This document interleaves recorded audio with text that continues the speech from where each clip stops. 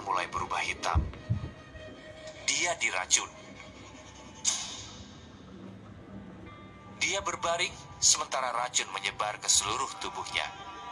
Sendirian menunggu kematian. Setelah beberapa saat, dua muridnya mendapatkan kesempatan berkunjung. Dia berkata pada dirinya sendiri, "Jika aku mati, temanku, jangan balas dendam." Setelah mengatakan itu, dia teriak, "Saudaraku, mereka tidak akan bisa membunuhku." Atas rahmat Allah, dia selamat dari racun. Ini hanya salah satu kejadian yang dia alami di penjara. Dia ditahan di penjara padahal tidak bersalah. Tapi dia tidak pernah menyerah. Dia mengubah semua penjara jadi madrasah Yusufiyah. Seperti yang dilakukan Nabi Yusuf alaihissalam. Dia ubah penjara jadi sumber pengetahuan dan keimanan. Saat orang lain diperiksa pisau dan senjata apinya, dia diperiksa untuk kertas dan pensil. Dia menggunakan kertas rokok dari tahanan untuk menulis karya-karyanya. Dia ubah para pembunuh menjadi manusia yang penuh kasih sayang. Mereka berusaha meracuninya lebih dari 19 kali. Tapi berkat rahmat Allah, dia selamat. Dia lelah karena upaya pembunuhan dan intimidasi. Dia sangat menderita. Namun bagaimanapun penderitaannya, dia tidak pernah berhenti memikirkan kondisinya. Dia bangun setiap malam untuk berdoa demi keselamatan umat muslim hingga pagi hari.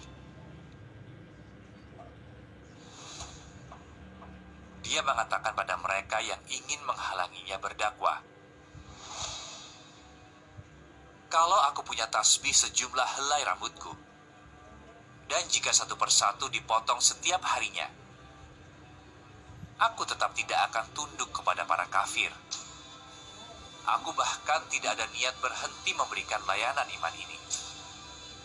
Dia menulis ratusan risalah tentang keimanan. Untuk menyelesaikan permasalahan utama dalam masyarakat, dia menyiapkan karya dengan efektif seperti obat medis. Dia merawat anak-anak, pemuda, para pasien, lansia dengan karya-karyanya seperti dokter merawat dengan medis. Dia menginspirasi hati orang-orang dengan Al-Quran dan menulis buku lainnya yang menjadi musuh bagi ateisme. Risalah Alam. Dengan risalah ini, dia runtuhkan tiang-tiang ateisme. Dia buktikan keberadaan Allah dengan begitu baik, sehingga filosofi ateisme tidak bisa memberikan satu pun argumen penolakan. Dia tantang mereka yang mencoba mengintimidasi, menghalangi jalan dan dakwahnya, yang mengusir dia dari satu tempat ke tempat lain, dan menyiksa dia dengan racun berkali-kali. Dengan kekuatan Al-Quran, aku tantang kalian semua yang mendukung bangsa Eropa. Aku hancurkan asas-asas kalian, yang kalian sebut sains positif dan alami, jadi berkeping-keping dengan karyaku, cahaya keimanan. Aku buat para filsuf kafir mereka jatuh layaknya hewan-hewan. Bahkan meski semua bangsa Eropa bersatu, dengan bantuan Allah, mereka tidak akan bisa membantah satupun gagasan yang aku berikan. Insya Allah, mereka tidak bisa mengalahkanku.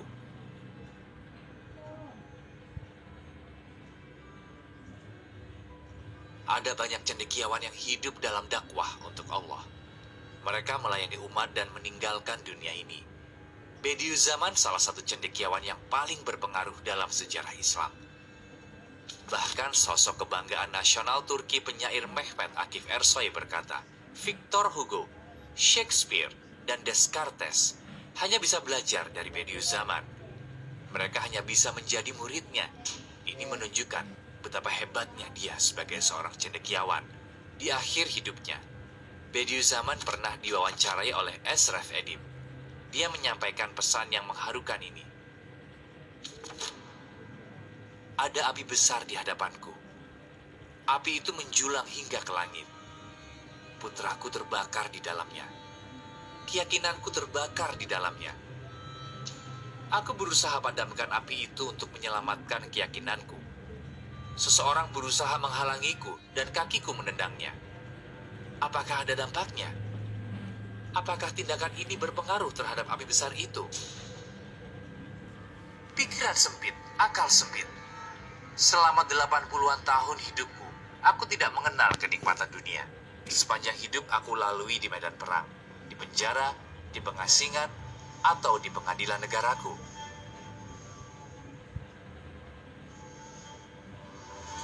Aku telah merasakan semua kesakitan dan semua siksaan. Aku diperlakukan seperti pembunuh di pengadilan militer.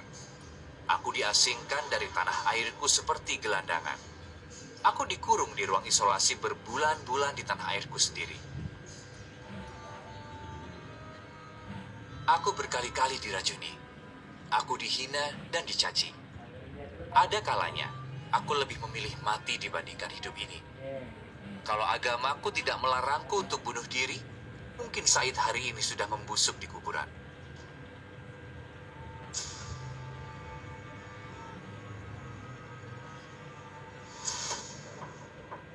Mungkin kita pernah dengar nama Bediüzzaman Said Nursi, tapi tidak sepenuhnya mengerti perjuangan dia dan ajarannya untuk kita. Dia gunakan seluruh hidupnya untuk dakwah agama, untuk umat, untuk kita. Setiap orang punya kisah di dunia ini, dan setiap orang hanya akan menorehkan satu kisah. Jadi bagaimana dengan kisahmu atau kisahku? Mungkin kamu berpikir, dia cendekiawan hebat. Mungkin kamu mengkritik diri sendiri. Apa yang bisa aku lakukan untuk dakwah Islam?